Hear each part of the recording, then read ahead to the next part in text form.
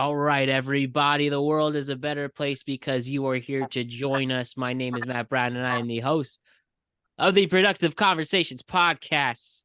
Here we are, me, Ryan, and Kevon are about to do a tweet cab and talk to you about what's going on in our world. What's up, you two gentlemen? How's it going, Matt? Yeah, crazy things happening yet again. Let us talk about what's exactly going on in this world. So first things first. All right, one of our biggest stories of this week. On Thursday, we had a death in the celebrity world. Orenthal J. Simpson, O.J. Simpson, better known as The Juice, passed away from prostate cancer at the age of 76. O.J. Simpson is an NFL Hall of Famer and a Heisman Trophy winner, and he's the only running back to have had 2,000 yards in 14 games. He also was charged with the murder of Nicole Brown Simpson and Goldman. Ron Goldman, which he was charged and acquitted, but was found liable in a civil case. So a complicated history, obviously. And Twitter and X had a field day with this. And I have to say, amongst a death, it was definitely, there wasn't a lot of mourning going on, if you will. So, you know why. A lot of people feel that O.J. Simpson is a murderer. Despite the extreme evidence against him, he was still acquitted. And despite that, a complicated history. He did serve jail time for an unrelated incident, and then came back, was big on Twitter, and then is gone. So yes, weird day. This was definitely a celebrity death, for lack of a better word, that was celebrated from a lot of people, and we know why. But how do you feel about the death of O.J. Simpson, my friends? Well, goodbye, Twitter world. I don't know. I'll be honest. I thought when it happened, I not when it happened. I thought in my brain like there's people who are famous that you just don't care about, and maybe like they're not even great people. And so you think, oh well, if they pass away, then they pass away. But I was a little bummed. I'm not gonna lie. I mean, OJ is kind of a big celebrity, and and he's gone. However, I think it's probably important I just say this. He definitely, in my brain, probably killed those two people. So it's not like this was a good person. I just want to put that out there because whenever I say like I actually feel kind of bad. Like I thought he was kind of funny on social media. That doesn't erase that he, killed his wife and a Yeah, friend. just waiting for the moment, really, when I'm just asked the question. But Kevon, your thoughts first. I mean, next on the death of OJ. Oh man, this thing is like dividing the whole country in a way. Um, yeah, I don't really.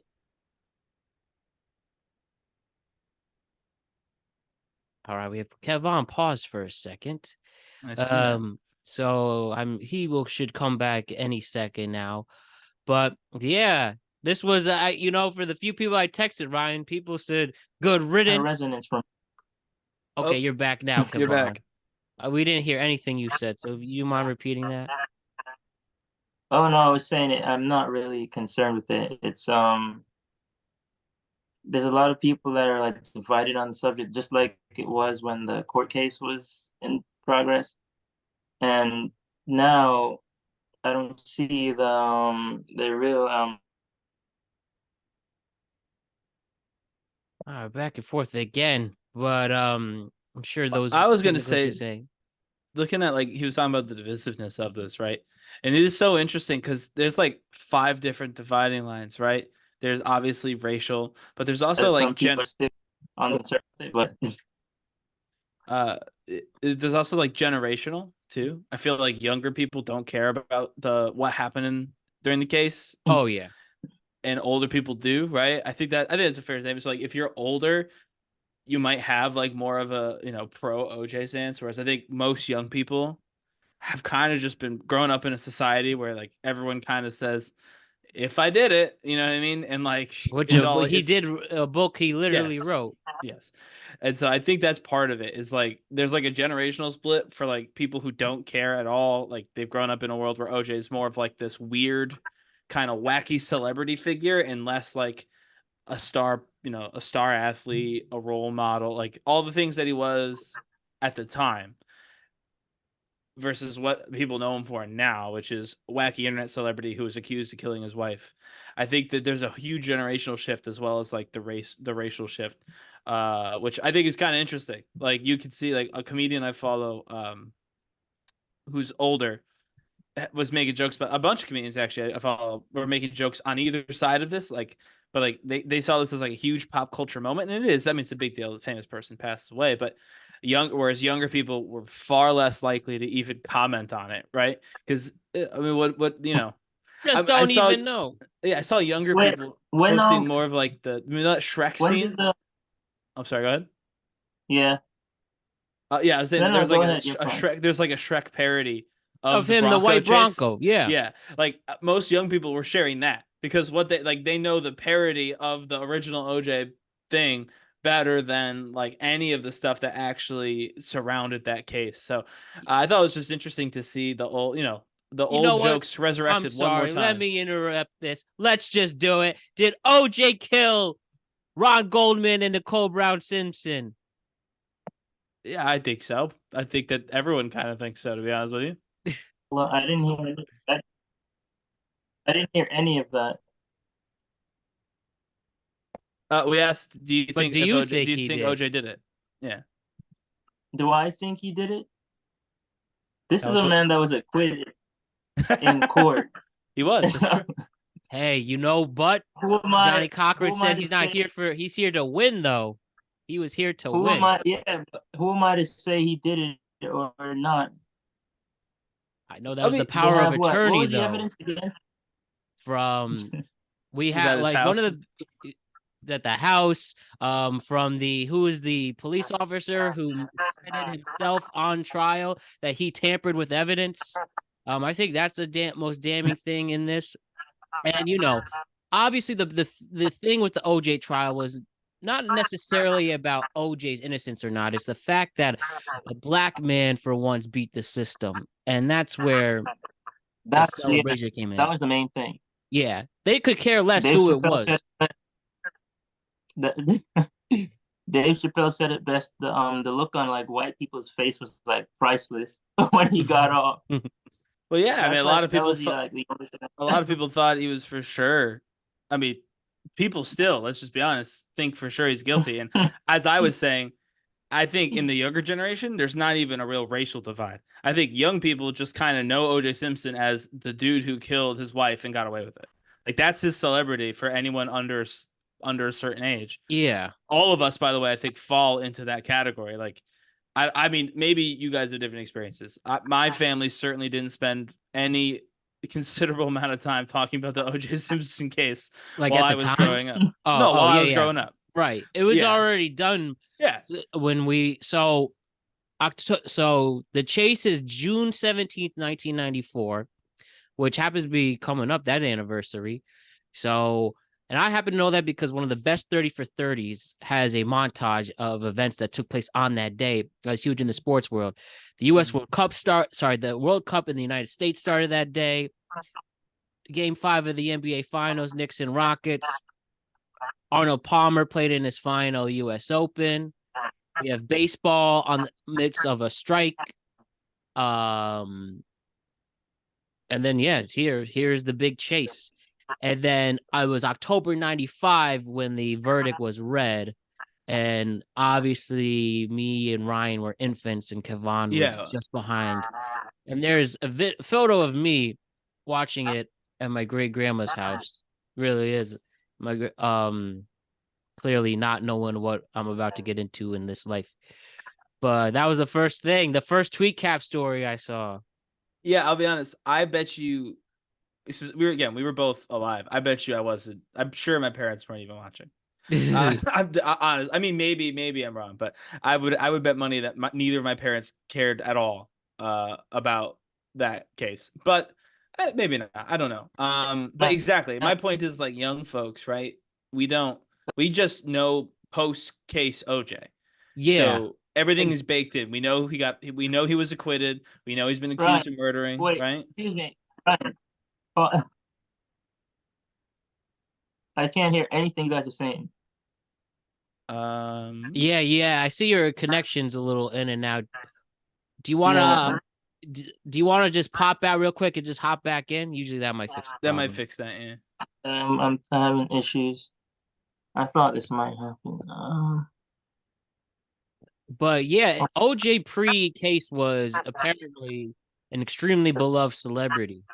Right. But First commercials, Naked Gun movies, exactly. NFL legend, and But we well, don't have that. Like we don't have that really that like we don't have reference. that filter for this. So that's why I think that it's mostly older folks that have like this older folks in Kevon when he gets back who have the strong like feeling of how important it was that OJ beat the case, even if he was guilty or whatever. Like Right. all that stuff. Like for most young people, that's just not even on the. I feel like that, and again, if I'm wrong, tell me in the comments, but I feel like that's not even a part of most people's thought process about this. Again, I mostly know him for the absolutely phenomenal way he misused social media. He was a really funny social media personality when he joined Twitter. Um, he would do videos all the time talking about different things, which I thought again was very funny. But again, it was always with the knowledge, like Kevin said, that he was acquitted. Like whether we thought he killed anybody or not, this dude is definitely free to do live his life. He was acquitted of his charges. He got later on he ended up going to jail for other unrelated stuff. Mhm. But so like I don't know, and I feel like that might be part of the reason why younger people also found him funnier because we didn't have like the trial as a frame of reference. But definitely an outsized figure either way in sports and in entertainment. And there's no matter how you think that should have gone, like the trial, everyone knows that like everyone knows who he is. Everyone kind of knows about the trial and like that era now because they've covered it like crazy. They did the true crime story with Cuba Gooding Jr. And like David Schwimmer and whatnot. And so like, yeah, and then the Kardashians are like low key wrapped up in all this, because of their father. So yeah, I mean, he's a cultural icon, whether whether you think he did it or not. Which is why this immediately got a reaction from everybody, even the young people who only know him as that internet guy who maybe killed his wife. Kevon, you're back. Seems that that was fixed. Do you have any other thoughts on this before we move on? If the glove doesn't fit, you must acquit. Hey, And listen. quit they did. My thing with that, and you're not wrong. The only thing was on that defense team. They don't care if he did or not. They're just trying to get him off. And with a lot of things going their way, they pulled it off. That's all I'll say with that. They did their job, right? And then I think the most They're revealing stuff supposed to be the dream team of attorneys. So the thing is, again, is just having that cop, what was it, admit to tampering with the evidence. And I think that was the key in the case.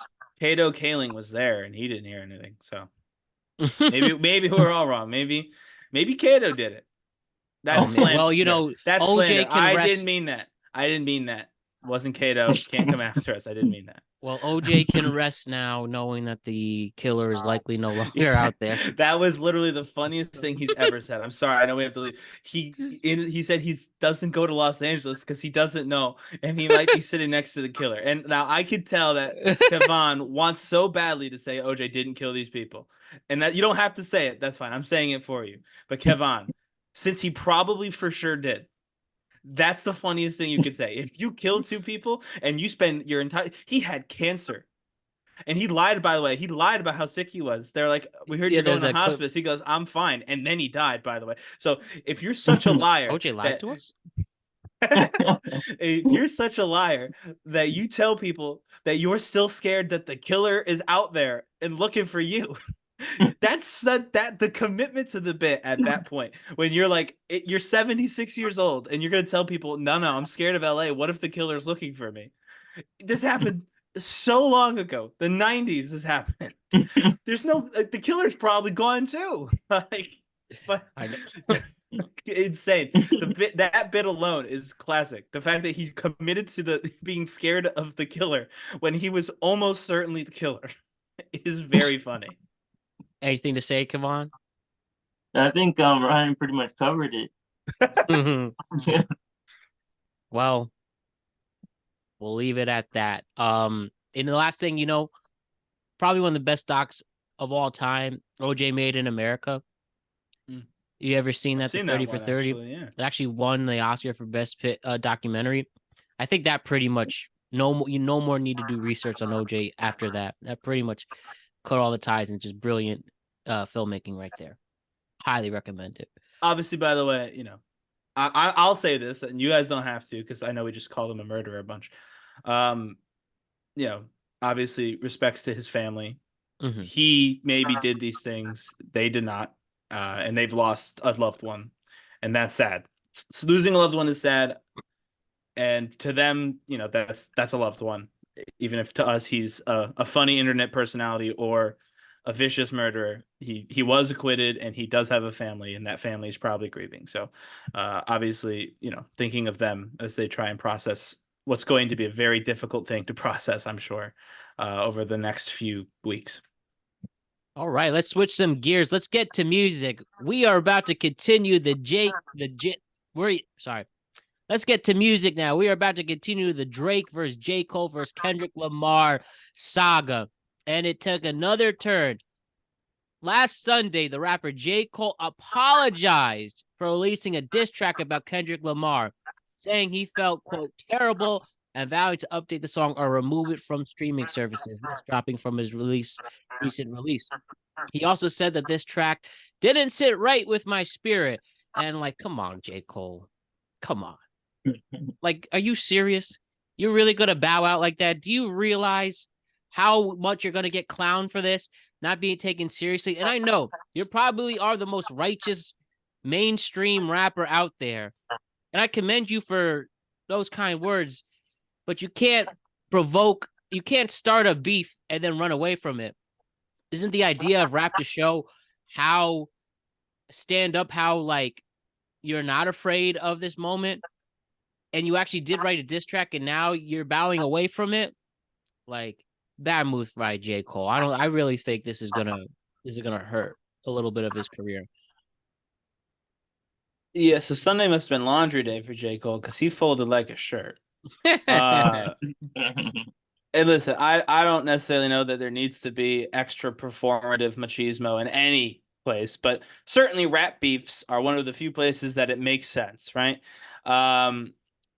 I know that this all started because they were trying to figure out who the big three, right, in rap were. And obviously Kendrick took exception to the existence of a big three. But if there is a big three, all we've really proven is that J. Cole's not in it.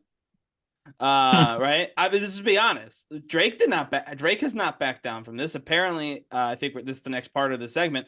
He's actually well, you can say it now, but we'll talk about it later. But apparently he's doing another track about this whole thing. So Drake is absolutely not backing down from this.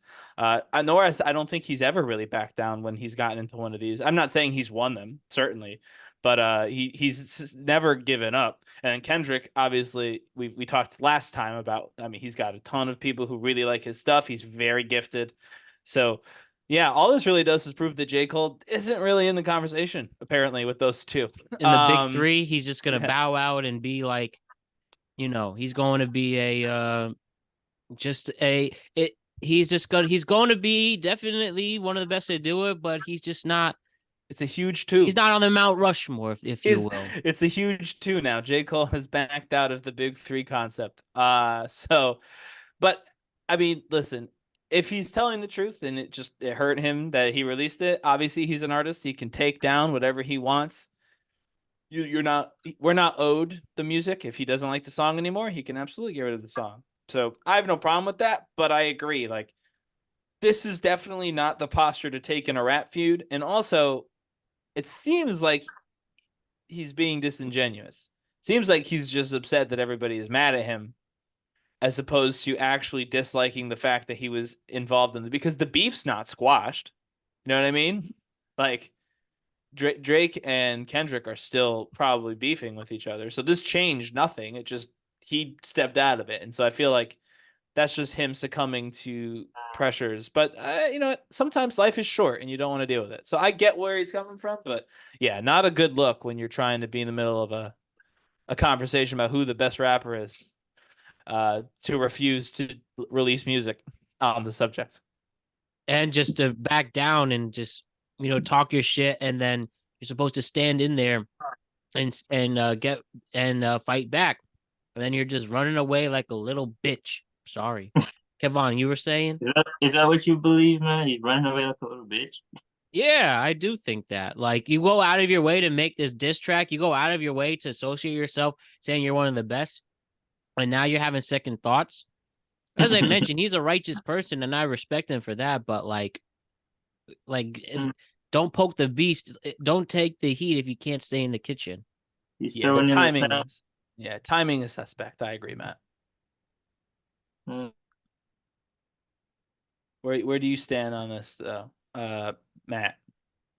Me? I mean, I know you're on the J. Oh. Cole, but rather not on. Obviously, you said what J. Cole's doing, but I'm still Team Kendrick the whole way. But do you think that this makes it so J. Cole is not one of the, what's it called, like, not considered on this like big, these big time? I think he's like, if there's an if there's an A through F tier, then you have the superior tier. Yeah, J. Cole went from the S tier to an A tier from this. Okay, so still a great, but not one of the rare. Not on the Mount Rushmore. No. Okay. No. And apparently with Drake dropping a diss track to Kendrick the night of this recording, hopefully it'll still have traction to react to next week. At least Drake is making his case. And, people he was on his tour complaining about him. He's like, I'm tired, blah, blah, blah. But at least he's backing it up and trying. So, yeah, he's owning it, right? So that's not right. Hey, guys, I'm sorry. Something's really up with my Wi-Fi connection. I gotta get it fixed. I'm not hearing any of you. Okay. We'll have that fixed momentarily. But 1 second though. Can I do a rain check on this, man? It's like really bad. Wait.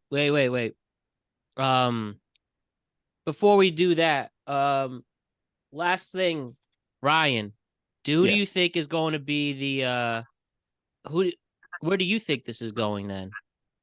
I would say that obviously we'll have to see what the Drake track sounds like. I think Kendrick will probably respond, and you know what? It's gonna make Drake and Kendrick a bunch of money.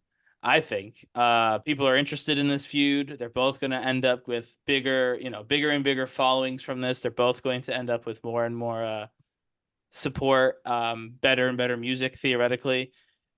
And I think J. Cole is probably going to be kicking himself for falling out of this as quickly as he did.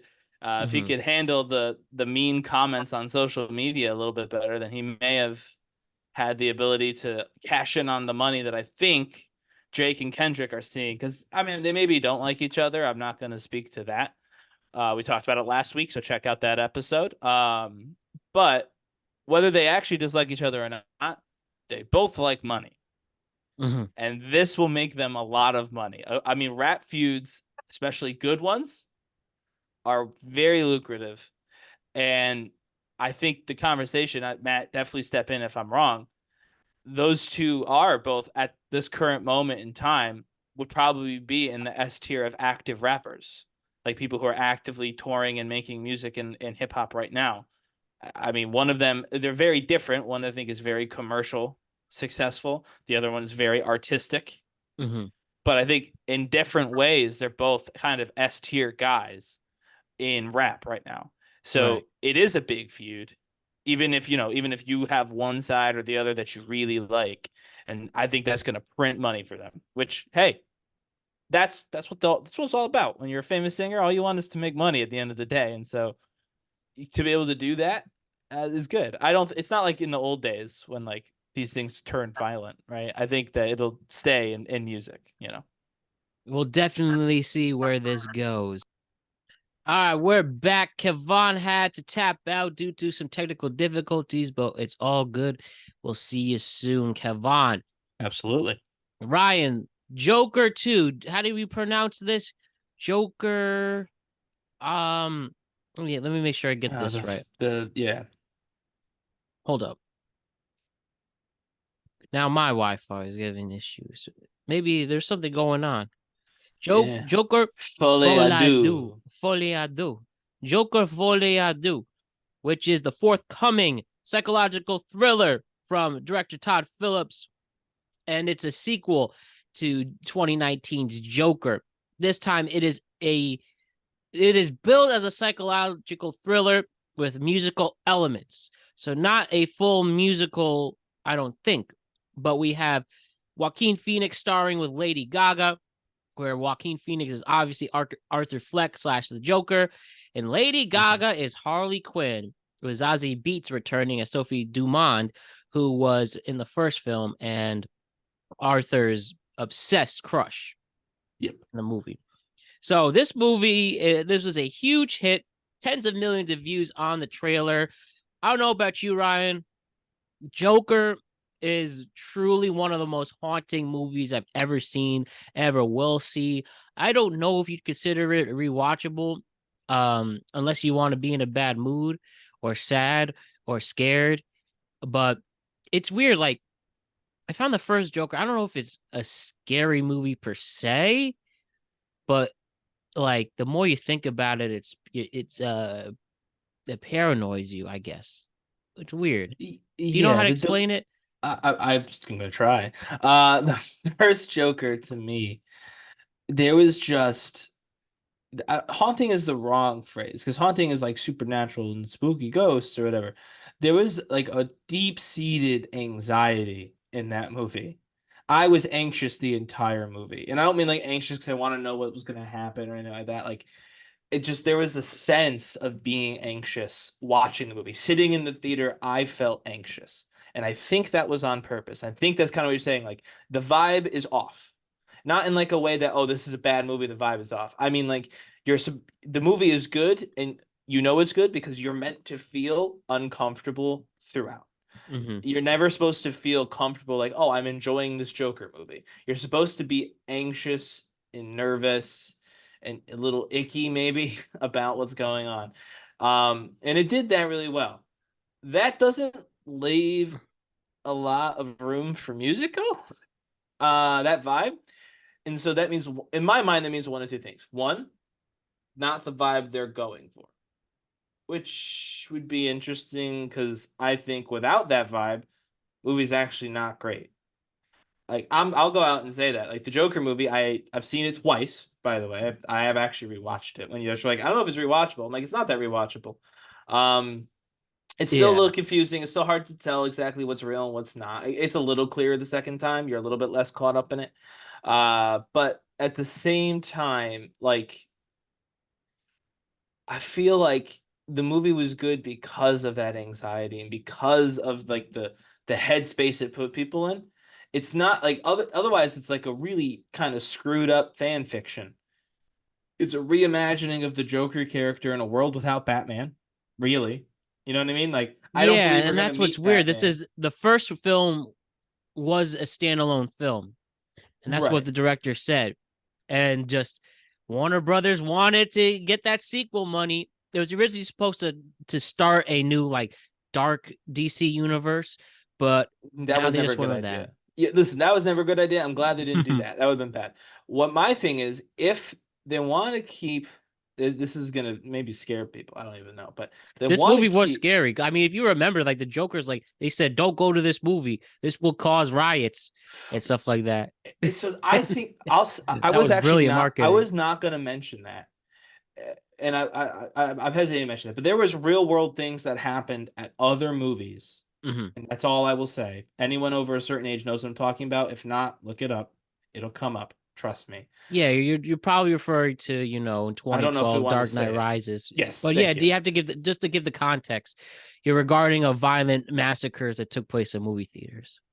Yeah, that's why I was like, you probably look it up without too much detail, but yes, 2012 Dark. Mhm. Like, so when there was like that whole conversation before the movie, also that added to be like, I'll be honest with you, I went to the theater anxious, not like, oh, Mhm. I'm scared of the theater, like, you know what I mean? Like, yeah, bad things happen in public all the time, but so it wasn't like, oh, I'm not gonna go, I'm too scared, but it was there. It's always Yeah, there, and and especially the social so. commentary that this movie Right. had. And then they added in like this movie is kind of provoking it. When you get Yeah, there, you're like, all right, so like it's always there. So that definitely added to the anxiousness, which definitely helped the movie. That definitely won't be here this time. So if they want the same feeling and it's a musical and it's not going to have that same kind of grungy marketing danger element to it, I don't think. I mean, this movie is going to have to be unhinged. there's Just to no put it, official plot line yet. yeah, to put it like blindly, in order to make people feel as drained and kind of screwed up as they were watching the first one, as long as everybody watched it the same way I did, without any of those other factors and music added to it, like this movie's going to have to be, I would say, scary. I didn't find the first one scary. I saw Mhm. anxious, suspenseful more than scary. This one's gonna have to be a little bit like, I want, gross is the wrong term. I can't even come up with the right words, but this one's gonna have to kind of be effed up. Let me just I'll say it that way. This Yeah, movie is gonna need to be effed up to match what the first one did. And the first one, while interesting, wasn't really effed up, but I think this one is gonna have to be. And so we'll see. I'm definitely curious. I want to watch it, but I think this movie has the possibility of making people talk in like the worst possible way for the longest possible time. I think there's a world where we're talking about this movie in a totally different context and we're talking about it right now after it's released on this very show. not to freak you out, but just a month before the election, too, you have this come out. The release date is October Mm. 4th, 2024. And Yeah, there's no it's way going to be spooky season. there's no way that they had the restraint I think they should exercise and not talk about the election. I'm sure they mentioned Oh, in something. this film? No, I don't think so. I'm sure there's going to be a mayor or city council member. There's going to be Commissioner someone. Gordon? No, it won't be Commissioner Gordon, but there's going to be a politics subplot somewhere. I'm sure of that. I'll put that in there right now. But also, yeah, if they do the same kind of marketing as they did last time, that's low key way more dangerous this time. I'm just gonna throw that out In there. 2019, it wasn't election year, the year they put that in there. But it was even still, it's just a different type of thing. I don't know. And yeah, like I said, without this film, with no official plot line given by the studio, but clearly he didn't go to jail. By the way, spoilers for a 5-year movie. He caused the riots. But no, he Didn't did go to go to jail. jail. Well, did he go to jail? Or he was Yeah. if I remember correctly, correct me if I'm wrong. The final scene what was the final scene? Him in the mental hospital? Yeah, he's in the mental hospital. Yeah, so basically he's clearly there. He sees Harley Quinn, Lady Gaga, and a romance begins. And we go from there. And I And do, yeah. This movie, I don't know, Matt. can I And you say saw the trailer? I mean, we're gonna talk about the trailer, right? yeah, I saw the Yeah. trailer. With awesome. Everybody loves the Yeah, final scene of the trailer very well done. on a cinematic standpoint. Mhm. Doing the Lady Gaga has a lipstick of the smile, and they're able to, with great lighting and framing, able to have his smile exactly equal that. It's hard to Yeah, explain. It's hard to explain without showing the sequence. we'll maybe throw a picture up in the if we I can could at just some do it point. really But quick yeah, that audio. without audio. Yeah, but while he's pulling it up, it's Folie du, which by the way, what does folie du mean? I forgot. It actually means something in French. I I'm think it sure it means actually means something, but I couldn't. It's probably what. part two, right? Well, I know it's different because of what's that movie? The Charlie Sheen movie, even though he's canceled. Um Paradox. I Let's don't know. see. Folie à deux. Folie à Folly, deux. folly of two, also known as shared psychosis. Oh, that might mean something. Oh, it Symbolism. definitely means something. But Symbolism. But also, and I have from here, and hey, look, a DC movie that people will respect and not cause people to go back to wrestling. I mean, the thing is, though, this is not a DC movie. That's honestly my biggest strike against it. It's a Is would that you it's the consider Joker. I know it's not a DC movie, but it's like it's a it just it's not a DC movie, but it's how do shit. It's not a DC movie, but it's a It DC is. movie by trade, but it's not a DC movie. Right, exactly. It definitely is a DC movie. They own the Joker, but I don't like. To me, my thing is like obviously very different. Do not think I'm comparing these two while we pull this up. But you know how 50 Shades. Oh, hold on. If you're Let's have watching, right here for those showing. Look at this. and so he And hits the what does this smile. mean? There's a lot of video essays already trying to break this down. I mean, clearly she is. Not creating the Joker. He's already the Joker, but she's clearly into whatever the Joker is selling because she's seeing him in that way. I'm looking at the cover photo for it. He's in full Joker makeup. She is in no makeup other than just red streaming across her face, or her lips rather. Um, Again, I think this could be a very, very messed up movie. But no, this is almost like a weird fan fiction. I'm just throwing again. I said that before. I'll say it again, and I don't mean that in a pejorative way. Like, oh, this is poorly done. It's very well done. It's better than a lot of what DC is doing, but it feels separate. Doesn't feel. It feels like if Batman ever showed up in these, I'd be upset. Feels like this should be an alternate reality in which there is no Batman. There are no superheroes. There is just this chaos monster who is incredibly ill, and no one is helping him, and that it feels like that's as far as this should go, and it's very nihilistic. You know what I mean? To make a movie that way, where there are no heroes, the only people we see are deranged, and no one is helping them, and life is horrible. And that was the first one was about, and I bet you this one's the same thing, but now Lady Gaga's going to sing a song, and so I mean, we'll see. We should see it together. We should try and see it together. I am very much open to that idea. And just the last thing, so the note here from the music, it is scored by Hilder, Yeah. Jeez, Hilder G, Hilder who Hilder G, Guanjotier. who did win, who scored the last Joker and actually won the best original score for this. And she's won an Emmy for her score for writing the score for Chernobyl as well. So very, very accomplished and great composer. But it says here the film is expected to include 15 musical numbers, most of them covers of pre-existing songs, with the opportunity to feature one or two original songs that will incorporate the elements of her score. And then the one that was used in the actual trailer, that's Entertainment from the Bandwagon. I have no idea. It's a song from 1952, and what a song called That's Entertainment. What, like, geez, you just wonder what this all means. That's what one of these movies. What does this all mean? And by the way, this went from the first film had a budget of 60 million. Joker 2 has $200 million budget. That worries me too. Not listening Doesn't to what worry Court you? said. Does that worry you too? Like it worries me.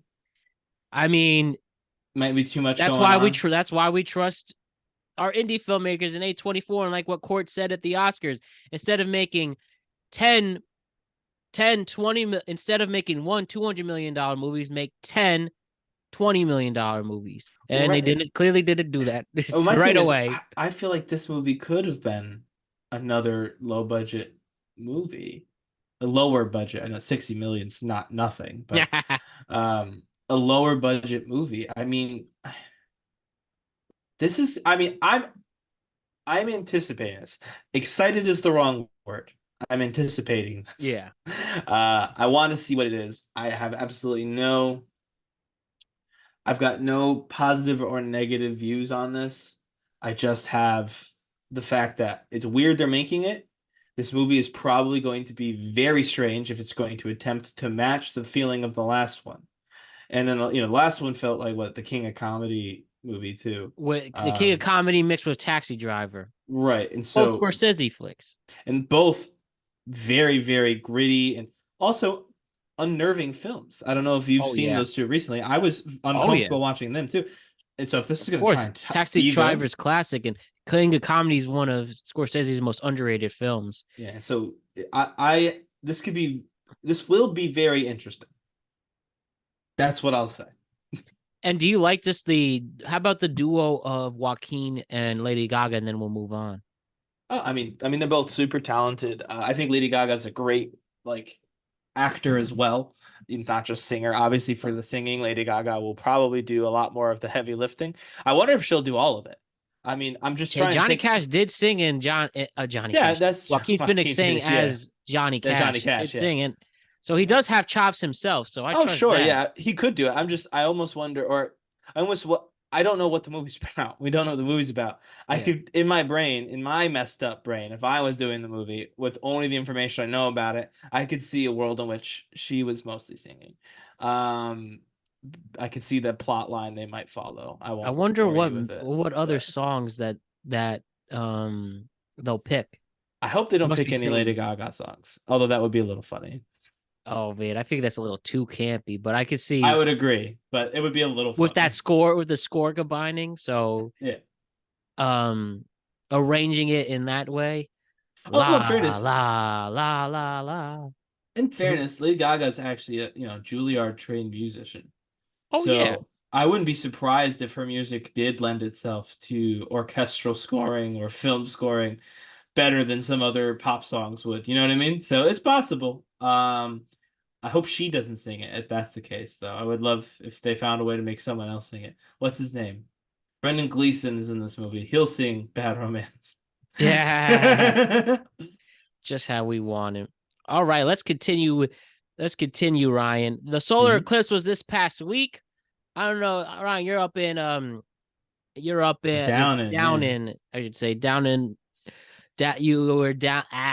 are down in Washington, D.C. I'm up here in CT. How was it for you? So obviously we weren't in totality down here, but if you had the glasses, you could see it. You could see it cover, but it never even got that dark here. It almost went from it almost went to it looked like it just got it looked like it was turning from day to night. Yeah, but it was a little dimmer for us too. Yeah, it was a rainstorm, right? Whereas I know people who went into New York for totality, right? And as in upstate New York, Western New York. Yeah, upstate New York and Western New York, both. And it got pitch black. Yeah, I want to show you right here. So thanks to footage exclusive from WCVP, I believe that's an ABC affiliate in Vermont. This, hold up. This is actually what I was hoping for, and it just didn't happen. So right here, look at this. It is pitch black. Yeah. And you can see without glasses, you can see the entire eclipse. And people screaming, "Oh!" Yeah, the birds, animals were freaking out when this happened. My sources tell me. So yeah, would have been cool, I guess, but it was still cool to see with the glasses anyway. Yeah, look at this. That would have been so dope for 5 minutes. Just 5 minutes, right? Went away after 5 minutes. Man, I've heard some ridiculous. Some of these newscasts we're talking about were nuts. The traffic, yes. Trying to get home from one of these. So if you did travel, again, I had people who traveled 9 hours to get home. Oh my God! Sorry, Ryan. I'm sure they are wonderful people, but that was a very stupid move from your friends. It's crazy. It's just crazy. 9 hours. Well, there's nothing. No, it was not a 9 hour drive to get there, it was a 5-hour drive, a 4-hour drive, a 4-hour drive. Maybe But getting an home, hour at the most. I would do. Oh no, I 5 hours. I drive 6 hours see- literally all the time. But to see something for 5 minutes. Yeah, I drive 6 hours all the time. That's not a crazy thing. What's crazy is No, something no, that's to supposed to do take that. 4. Yeah, well, I mean, I'm sure they were there for a weekend. No, I'm sure. I know for a fact they were there for longer. They just left after the eclipse, so they spent a weekend. But point is, what's crazy is there were so many people on the road that a 4-hour drive took 9 hours. That's what's crazy. That's how many people went to see this eclipse from all over. That a 4-hour drive, like factually, 4 hours to get there, or to get there. Getting back was 9 hours.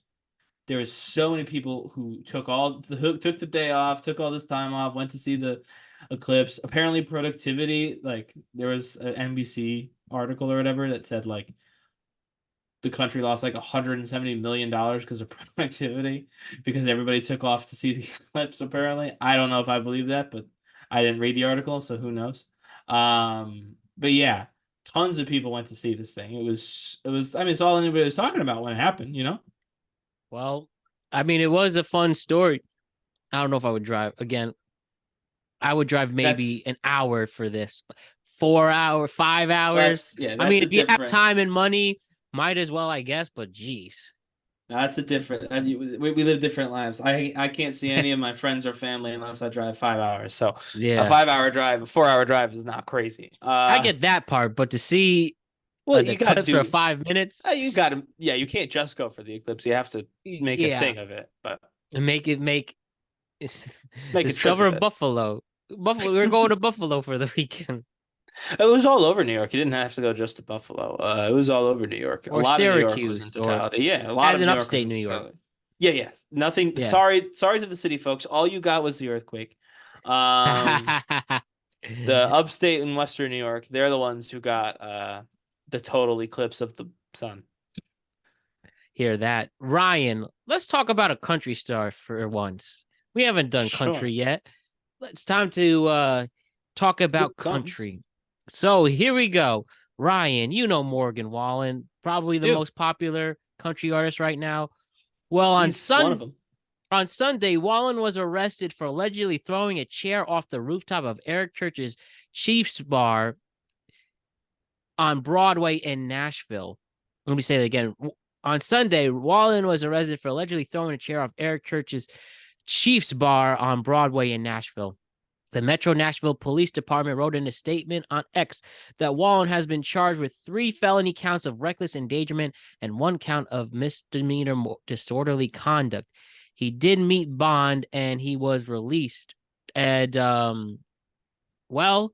he was fully cooperating with authorities. This seems like a classic old rock star move when you hear like Led Zeppelin and Motley Crue and The Who and Randy Orton destroying hotel rooms. And he seems like he's going to be fine. It doesn't seem like he's going to be facing any time for this. He's going to have to pay some hefty fines. And he has now a mugshot that seems to be improving his image anyways, in the sense that people really love this. They are in favor. Some people are in favor of what he did. He's allegedly opening a bar in Nashville this very weekend, and it'll probably get some more traffic from him breaking the law. But Ryan, what do you think about this? Are rock stars back now with this? Like I've heard a lot of people talk about how rock really is country now, like in this era, and it seems like this is a very rock star move for Morgan Wallen to do. I don't know that rock is country. I think country is still country. Yeah. I don't think the existence of a guitar makes something rock. Mm-hmm. In terms of the rock star like attitude and lifestyle, I don't think we can say that it went away. I think that, rap artists and pop stars have acted in much the same way. I mean, your words, not mine. I think that this is a far cry from that. But in general, I do think that, and in pro athletes too, like a lot of very famous and wealthy people do this. Personally, I hope that people destroy his bar this weekend. Really? I do. I mean, that's what he wants to do. I'm fine with it, but then you got to be okay when your bar is the one that everybody throws the chairs out of, right? Yes. So I do hope that happens. It won't, but I do hope that happens. I don't know. I'm a little tired of the performative masculinity in general, and you know this. I've complained about this a long time. I'm not going to do it for too long because at this point, like a third of our episodes from this year are me complaining about this topic. But I'm just so tired of it. Why? What the hell was happening that you needed to toss a chair off the roof? Apparently, he almost hit a police officer. You're By the probably way, really drunk. sure, I'm sure Because he's he's very drunk, but Morgan Wallen, some country fans say that's okay. It is okay. Well, yeah, no, I'm not the fans thing. I'll get to the fans thing, but him specifically, I doubt he just got so drunk he said, "I'm going to toss this chair." Something happened. Someone had to be like, "Yo, toss this chair." At the bare minimum, someone had to, like dare him to do it. There's no way he just said, "I'm tossing this chair." Everyone out of the way. So it's just absolutely again this weird performative masculinity, especially around drinking, is a huge problem. The people who can actually change it are people like Morgan Wallen. They can behave better and actually maybe get some people to start behaving the right way. And that's disappointing. As for the fans, I get it. And I'm going to say The this, Wallies. not just him. I'm going to bring up my favorite group of people because they're the same thing, whether you want to believe it or not. Professional football fans and the Wallies. We'll call them the Wallies. I like the name. I'm doing a complete 180 on this, as I've been very mean about all of this, this year. I get it. You're upset. You're sad, probably. You have nothing going on. And when people break stuff and live the rock star lifestyle, as Matt put it, it makes you feel happy because you can't do that. And we know that. We all know.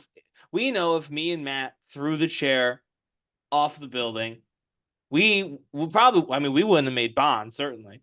and then we'd probably end up in jail for a little bit. Yeah. I mean, again, no one got hurt. It was just a destruction of property. So it'd be crazy to go to jail for a long time, even for him, by the way. Right. But we would, whatever the minimum amount of time you go to jail for doing that is, you or I would be doing that. That's just what would be happening. And he won't do that. And so it makes people happy to see people do the things they want to do for free, right? You know you can't do it, but you can live vicariously through Morgan because he can do it because he's got the money. And so I apologize.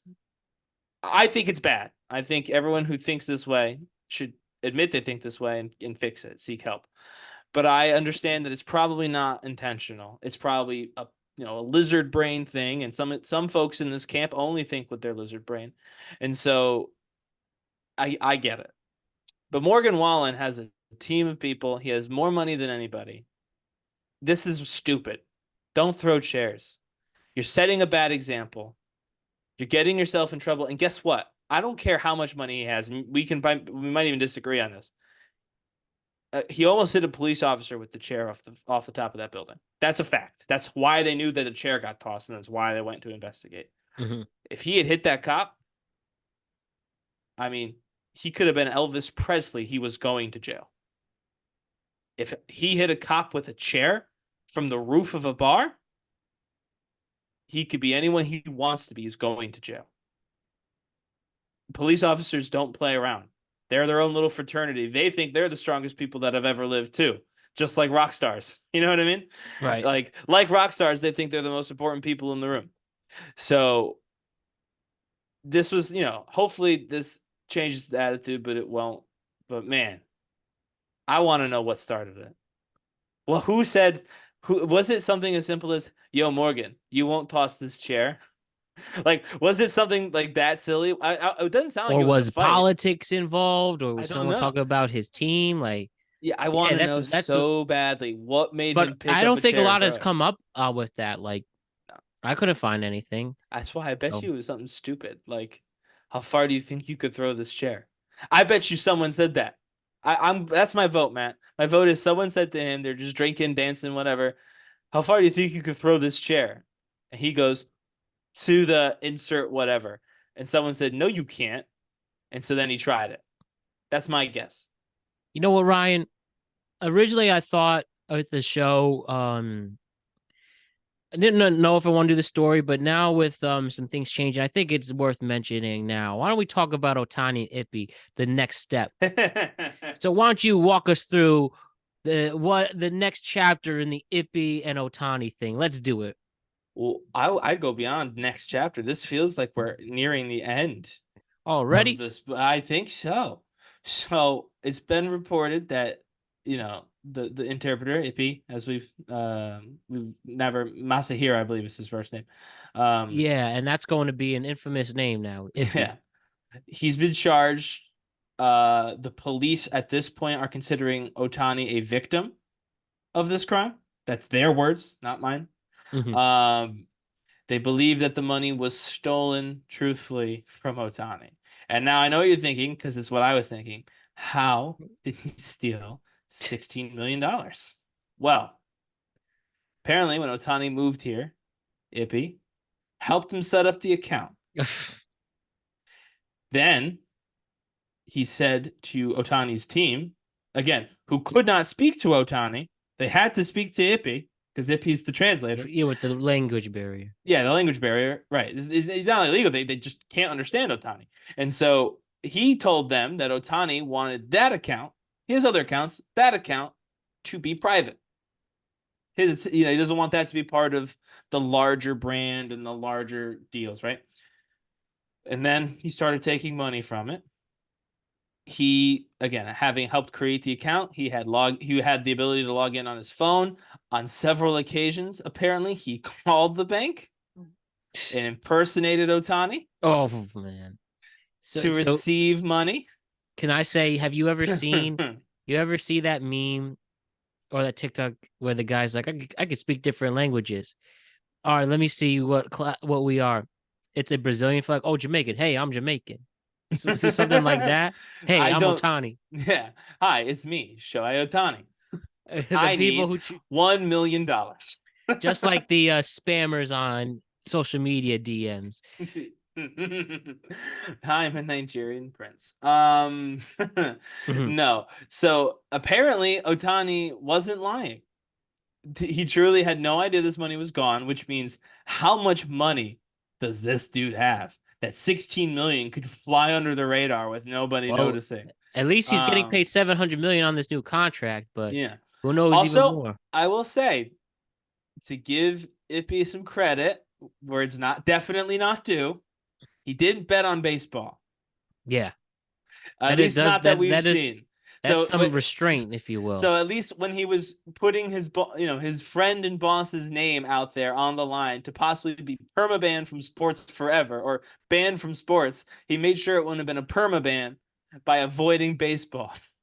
And so I guess good for him for doing that. But one thing, Ryan, even if this is true, and according to the police and the feds, that he was a victim this whole time, why did it turn into such a storm the first time, and why did it come off so suspect if this was the truth all along according to the feds? And what would you even say to those who are still skeptic and they feel like, oh, they're still trying to cover up for Ohtani anyways from this?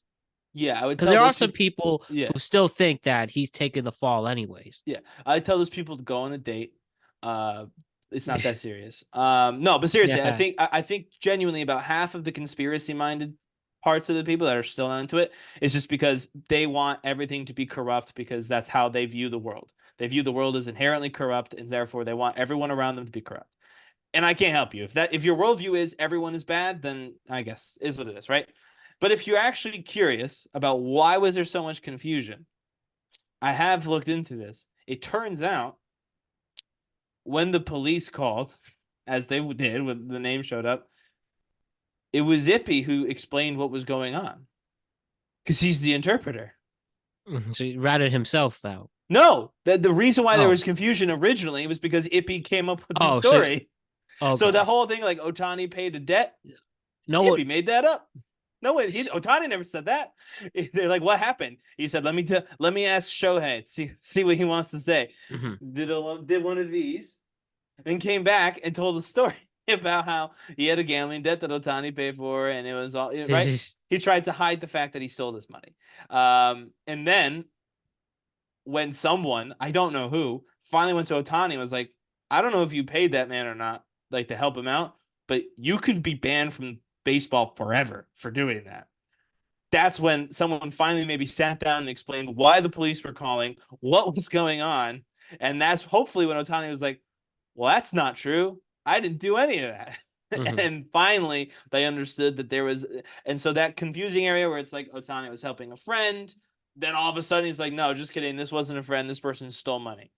It's because the only person who said I was helping a friend was the friend in question. No one asked Ohtani. So ultimately, you do think this is all ippy. It turned into the mess that it was because of him. Otani's free. He's clean. And we could all just move on from this. And it just was a corrupted friend the whole time. I personally believe that, yes. However, if you're on the other side, like I said, we've talked about you already. Also, just assume that that's still going to happen. Because even if it's not true, even if Ohtani is the corrupt person, the MLB has a star player that they need, keyword, need, not want, need. And they have a plausible explanation for why this happened. Yeah. They have one. Like, it's plausible. Everything fits. He helped set up the account. Let's just call it, what it is. They both sound Asian. The banker is like, sure, this is Ohtani. Why not? Yeah, so we just have a racial profiling bank honestly, agent who just assumes, Ohtani needed a passcode, an account number, and to sound Asian. And he had, not Ohtani, Ippy needed those three things, and he had those three things, and I think that's how he took the money. And if it's not how he took the money, the MLB is going to say it because this gives them Ohtani. And they want Ohtani more than the feds want Ohtani. So they're absolutely going to push this as true. I personally believe it is true. I think it makes sense. But even if it's not, we can pretty much call this case closed, I think. All right, fair enough. And I actually do agree with you. There's no reason not to. It's just, I don't know. Crazy. It was crazy. Yeah, for lack of a better word. Hey, Ryan, I'll wrap myself out in a ghost situation. Let's see if I did the right thing. And sure. AMA, am I the asshole? Oh. I just met somebody. The conversations are fine. One thing now, if I am going to go on a date with somebody, I just really want to make sure, at least if I don't mind going down swinging if they give me a reason to want to go out with them. And the point of trying to establish something romantic or intimate is to show their interests, right? Sure. Like for a week, I flirted, got nothing back. All these great risen I'm doing, and I just got thank yous. And, they kept talking, like you and I talk. You might as well have a podcast with our combos. I had to move the date because of financial things, right? And moving. Mm-hmm. So I said, hey, maybe the end of the week. And I was like, okay, I've been carrying most of the conversations. Maybe she'll try to show any interest she has left. And she just didn't. And we went the other direction. So I admit to the ghosting, but I feel like, did you ghost her on your date? Like, did you not tell her you weren't coming? Oh, no. I didn't stand anyone up. I just never rescheduled. I would have if they were like, want to talk a little more on this and like give a reason to. There was no spark there. Then we would go out and then I'm out the money I don't have and had a nice meal, I guess. I just knew it wasn't anything and there's nothing wrong with it. It just wasn't compatible. Yeah, I don't think that's that big a deal. It's not like you canceled the date. Oh, you did cancel the date, but it's not like you what's it called though? I meant to say you didn't stand her up. Like you said, I'm not going on this date. We should reschedule. And then you never did. So and it's also, that was the first date, right? Yeah, I never met her. First date. So she's never met you. Yeah. So, I mean, she might in her brain be like, wow, thank God I didn't go on a date with that dude. He ghosted me. But at the same time, like, she never even texted me either. So maybe she really ghosted me. Right. I'm just saying, like, at the same time, you guys don't know each other at all. You've never been on a date before. I don't think it's that big a deal. I think, it's almost the same. It's honestly almost the same as if you talk to someone that like right after you swiped and then did talk to them again. You know what I mean? Like, no one would expect that person to necessarily respond unless they're interested. But I mean, you've definitely proven you're not interested. Exactly. But other than that, I don't think that's a bad thing. I will say though, it's getting warm out. I think we need to normalize free dates, dates that don't cost money. Oh, you could tell me. You could say that twice. Like you know the thing with that though. In all seriousness, the hold up. Like you know the thing with that though. With in all seriousness, the free dates. Like the idea of first dates and meeting somebody is beginning a connection you have with each other, which is priceless. So the idea of a free date is a good test to see, man, if I only care about his or her or they's presence, then we got something here. Then, you know, we can get extravagant after. Like you're not Well, on the I'm not say, I'm just gonna say I'm not somebody who can buy my way into intimacy. So sure, yeah. I think like that's a good idea because it kind of helps show like, man, I like this person enough that we don't have to spend a lot of money to impress each other. And I say free. I mean, I'll be honest. I feel like in a first date, free is a little hard. Because a lot of free stuff is very active, right? Yeah. And so like to be affordable, like, I guess. Yeah, but like there's no reason why a first date shouldn't be. And I will say this, and maybe we'll get, Cara, Kevon, maybe Jose at some point to correct me. But I don't think they will, and I certainly won't care if they try. If you guys get like grab a coffee and like then go walk, that's a totally, in my opinion. I mean, don't walk through like the street necessarily. Walk someplace nice. Show how badass you are with that one. No, but like, I mean, I don't know. It depends on what you're dating to. I get that. Like, if you're dating in a very suburban place or a rural place, even, then this is probably harder. I'll admit that freely, right? But you could do other things that are in place of this. But if you're in an urban, like you're near New York, right? And I think you probably still date a lot of people near New York, New Jersey, if I'm not mistaken. Yeah, pretty much. That's my preference at this point. Yeah, and I mean, I don't. I mean, I have a wife, so I don't date, but I'm near DC, and so like, yeah, grab a coffee and then walk to a park, walk to a whatever, some sort of like, I don't know, a pier, do something, and enjoy then the scenery. You're right. It's a nice day. Enjoy the scenery, and then you're just talking, because like you said, I think that's important. It's you if someone is like, I only want to date someone if they can provide for me on the first date.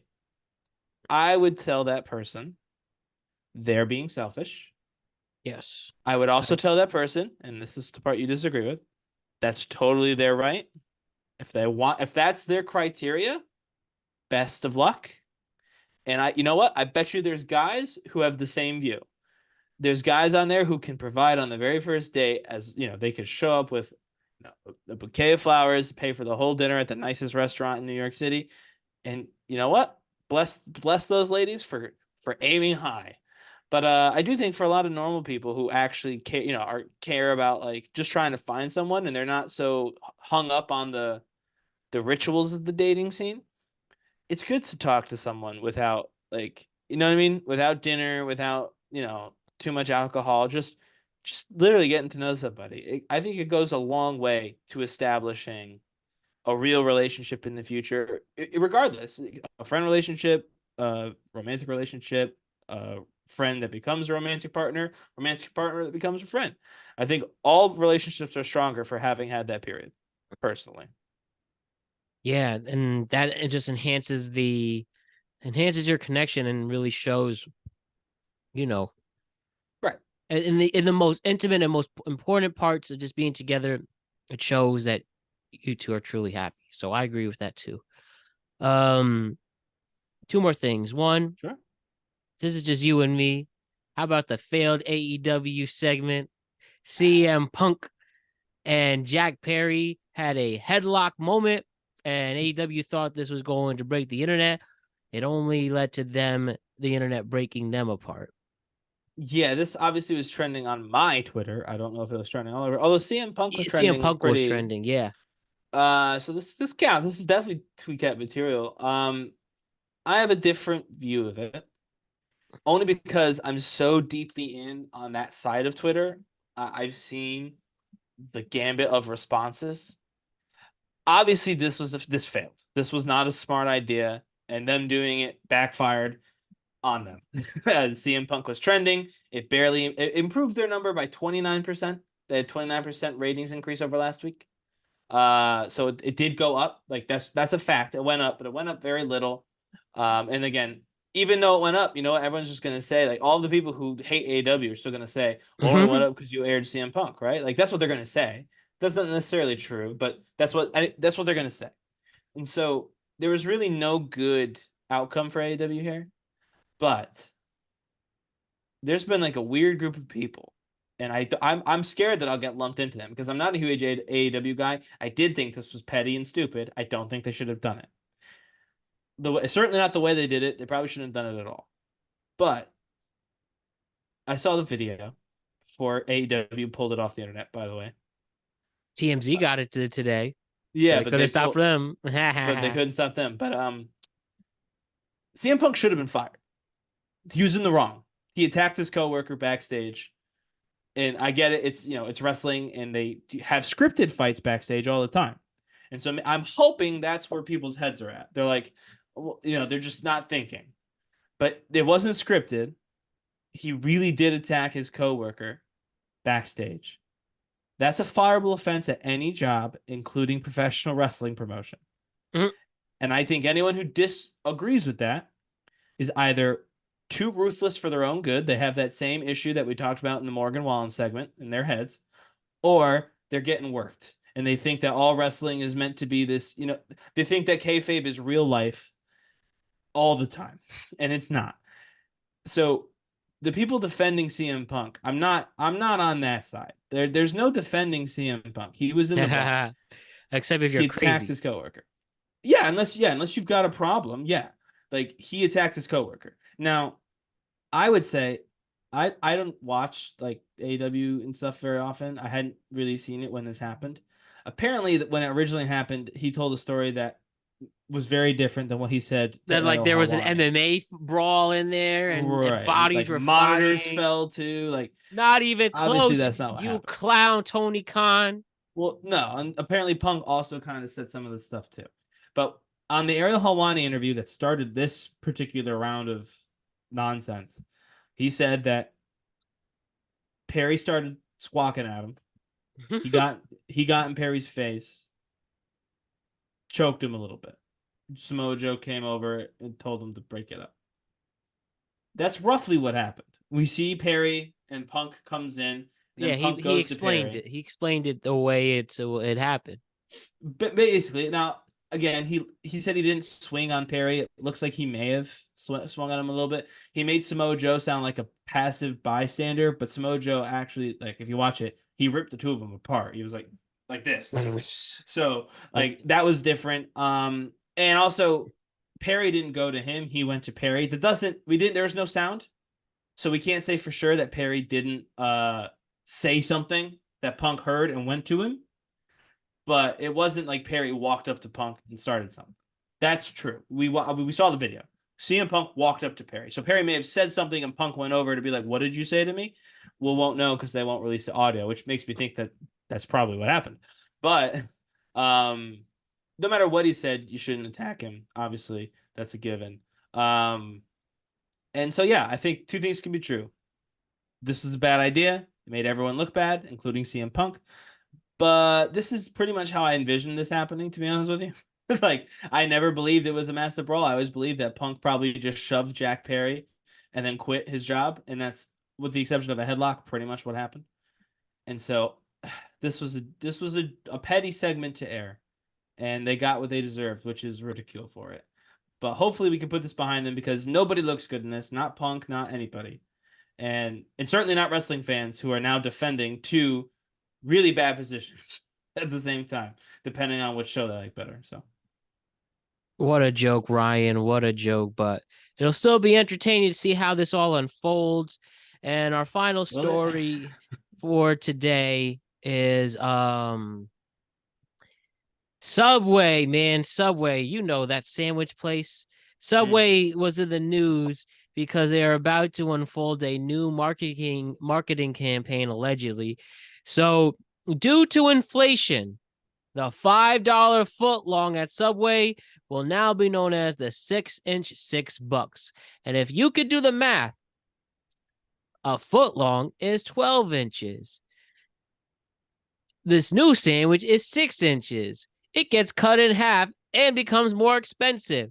Just a sign of the times in 2024, am I right? No, but you're not right. It's obviously this does not have anything to do with inflation. The $5 footlong was discontinued like 7 years ago. This is them hoping that nobody would remember the $5 footlong. So those petty okay, if it's not inflation though, then why are they making it? Why are they lowering the sandwich? I mean, for More money. For more money, yeah, but that is the easiest excuse you could say since everything's more expensive. You know, Arizona 99-cent Arizona iced teas are $1.29 in some places. Sure. But this is an example $5 of that. footlong hasn't existed in 7 years. How is there inflation on something that hasn't existed in 7 years, Matt?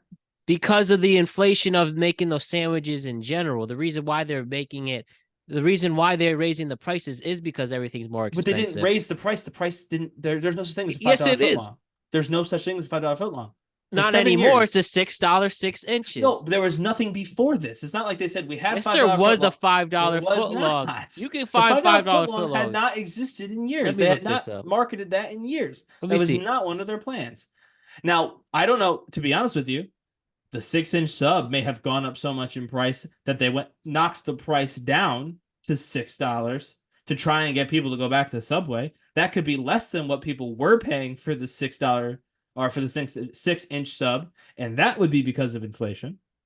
But comparing the $5 footlong to the 6-inch $6 thing is only funny because of the fact that it's $1 more for half the sandwich. Like, that's very funny, but it's coincidental. There's absolutely I see what you mean in that sense. Yes, in that sense. It was bad timing there, but they are definitely suffering from inflation as a restaurant, as everyone is. I mean, every food is up in price. I'm just saying that, to be honest with you, listen, and I think this is why they're doing it. When's the last time you ate Subway? I will say I had Subway not too long ago. I was just in the mood. Well, I stopped eating Subway in college because we had it. It's one of the few things you can eat on campus. So eating it all the time, even to this day, that was probably my first Subway sandwich since college. So 7 years. Not often. Yeah, exactly. I haven't had a Subway sandwich since the $5 footlong was the thing. And it was the clever song, and it's their fault for having it in Silverman. But yeah, so I think my guess would be, Matt, that the 6-inch got to be like $6.50, $7 or something, and they're like, we could lower the price and market it. And I think in their mind, they were probably saying, we're going to lower the price and market it and get people to come back to Subway because we've lowered the price of our sandwich to be lower than other delis or whatever. But the issue is, and I don't think they were thinking about this when they did it, it became a direct comparison to the $5 footlong and actually had the opposite effect. So what they were trying to do is we're going to lower the price a little bit, like, the prices have gone up overall, so we're going to lower our price back down to like $6. We're going to use that as a selling point to get people to come back to Subway because it's cheaper than going to like a regular deli or whatever, going to somewhere else. And then, because they weren't paying attention, or weren't thinking about it, they ended up hurting themselves because the first thing anyone thought of when they said $6 6 inches wasn't it $5 for a footlong? And now no one wants to go there because all they can remember is how cheap it was to get a footlong in 2008, which, 2008, it was cheaper to do everything. 2007, it was cheaper to do everything. 1952 was cheaper to do everything. So, calling back to a nostalgia time is never a good marketing campaign unless you're promising the same thing you promised back then. And that's not what they were doing. So I think this was a failure in marketing more so than an economic failure. And honestly, it's kind of funny. I think it's very funny. And, it just like, don't they have full teams? Like, right? They do have a full marketing team and PR team. And, you can't fool us, my friend. You can't fool us. And it's not just fooling. It's just like everyone knows the $5 footlong. And again, I've explained, and I know like I don't know if you even bought the explanation. There's going to be a ton of people who hear my explanation and don't buy it. They don't care. And that's fine. But the point is, even in my explanation, it's still a bad idea because it still makes people think about 2008 when a foot long was $5. So no matter what, you're making people think about more food for less money. And that's not a good way to sell food. What a mess, Ryan. What a mess. And luckily, Subway has too much money. They were killing it in the 2000s and 2010s. Those $5 foot longs. I don't think they will cease anytime soon, but this is not a great start, if you will. This is not a good thing on your Better than that congestion pricing that Wendy's was gonna do. So yeah, this is why credit. Fast food just I feel like fast food was much better when we were kids. And like 70s, 80s, and 90s, I heard it was as restaurant good. Look at it now. They didn't like it was about profit maxing, right? Everybody was like, I want to make as much money as possible as quickly as possible. And so they cut corners and they made things less good. I don't think, course. Yeah, McDonald's back in the 80s may have been restaurant quality, but it also took longer to get. Making their food in beef towel, that's why they made the good fries, which I learned isn't that bad for you necessarily. It's just somebody complained about it once. Beef talon, I think. Oh, gotcha. I know what you're talking about. I mean, if you don't eat beef, that could be a problem, right? So I guess there's that. But yeah, we're at this point in an age where fast food does the opposite. It doesn't make you feel good. Genuinely makes you feel worse as a person. Yeah. We're too old now. That's not supposed to. Things like what? Things like Chipotle like and Kava. I mean, I guess if you count those as fast food, I guess you do have to count them because they do it fast. Yeah, but and those don't bother me. But they're for older people. They're like a fast casual. They fast food aged with us, which is kind of fun. So just a Norwalk thing, Ryan. Do you know where Boston Market was in Norwalk? Yeah. They turned that to a Chipotle. Oh, good. I love Chipotle. Good. I love Chipotle, so. Chipotle is definitely and Norwalk the had best a Qdoba. Still there. But that wasn't, it does, yeah, but that was good as Chipotle. No, but Qdoba is much more expensive too. Yeah, Moe's phased out. Remember Moe's? I had a Moe's in college. So did I. It just phased out. I don't even see him anymore. Moe's is not good for you. None of it's good for you. But they're especially. Moe's was like, we're gonna dip everything in queso. I don't eat queso at all, but I used to love their nachos. But I don't Moe's without queso the queso. Great. Moe's queso was great. It's best. I don't really like cheese. Like the only cheese I have is Parmesan on my pasta, and macaroni and cheese and mozzarella. That's really, I'm not a cheese guy. The idea of going to a cheese store, like, what's wrong with you people? This place stinks. This place is weird. Like, we need it for wine and crackers and stuff. You need cheese. Yeah, wine and crackers. I'm sorry. Like, when I'm at a cocktail party, I'm suffering. Like, how do you eat? I really don't like cheese. I really don't get how you people eat cheese. It's so stinky. Wow. And I can't believe we've ended on this. Like, comments. I'll eat cheese. I mean, I'll eat the bare minimum of cheese that I need. And but I'm just like that I need. But like eating cheese whole, your cheddar, your pepper jack. I mean, again, just you need a cracker or meat with it. Yeah, at least. Yeah, exactly. I only eat cheese on my burgers and like. No. Comments. Do you eat cheese? And do you like the smell of the cheese store? That's what we want to know from you as you give this the jokes I can say in my head with the cheese store, what that smells like. As you give this video a like, just drop a comment telling us, are you pro or against the cheese store? You know, there's this radio, again, one of the radio shows I talk about. They're doing a live event, Boomer and Geo with cheese, and I just wanted you people show. No, you people show how not hip you are. What the cheese? That's not funny or cool. Cheese? That's why I know. Like with cheese, like a cheeseburger with cheese or a burger with cheese. Yeah, they're trying to be funny and cool. No, that wasn't funny. And I see like as much. I like cheese, radio. I'm the biggest radio fan. You know, but even I know how like wow, this really is designed for old people. If you think that's cool. With cheese. Mean, if you wanted to do a food pun, it'd be like what? Boomer a la carte. There you go. Already 10 times better. The marketing team. Well, I'm just like, these same people are the people who decided that marketing less sandwich for more money was going to give Subway the edge they needed. So we already have established Oh, that they need to I've hire been in a younger people for couple. these meetings. You know what it is too, Ryan. Like I'm sure you've been in a corporate meeting with a lot of people and they throw ideas, and you show exactly why creative people are more artistic realms than maybe a corporate. And I'm not saying all corporates are not artistic, because they definitely are. A lot of them definitely are, especially advertising. But like me at a trade show company, hearing the ideas people threw out, I wanted to like, what is wrong with you people? Like what? I mean, you are not clever whatsoever. There's an audience. Your ideas are not hitting the emotion of the audience. You're arguing Yeah. about bathrooms. Like, oh, Well, the thing is, you do have to, when you're in that setting, you have to think about some logistical stuff that's of not course, creative. You have to think about legal stuff that's not creative. You have to think about right? corporate stuff that's not creative. Like you have so many not creative elements pressing down on you Yeah. that it does stifle creativity. So it gives some slack, but yeah, radio hosts should be better than with cheese. They don't have enough corporate issues that with cheese is the best they can do.